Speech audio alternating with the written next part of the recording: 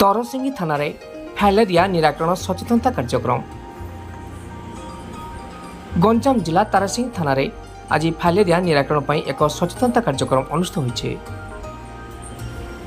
Card नामक एक संस्था नियुक्ति पाइथिबा कर्मचारी माने प्रत्येक विद्यालय, ग्राम पंचायत, थाना एवं गाँ गाँ को जाई फाइलेरिया रोगर कारण, लक्षण एवं तार निराकरण पर सचेतनता वार्ता प्रदान करछन्ति।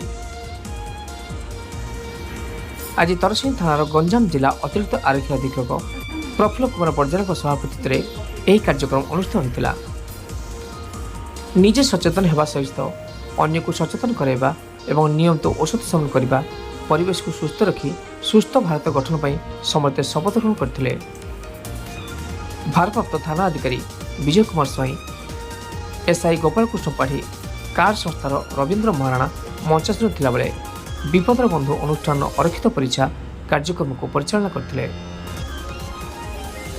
गंजामरू अमृत पट्टनायक रिपोर्ट, ओटीएन टीवी। सुंदर कार्यक्रम फाइलेरिया निराकरण कार्यक्रम आज अन्य कार्य आसिया समय हठात यह नजर पड़ा। कार्यक्रम आमर दीर्घ 1.5 मास धरी रही।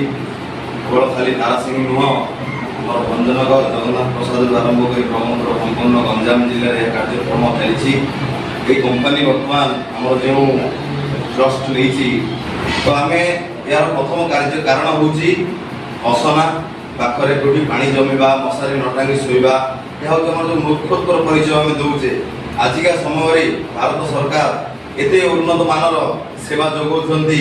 घर ठार आरंभ कर मशारी पर्यंत मशारी दौरान, घर दौरान, सफा सुतुरा पाखे आउ गोटे माटी रास्ता ना, सबुटी राजरास्ता सीमेंट रोड संयोगीकरण हो गला।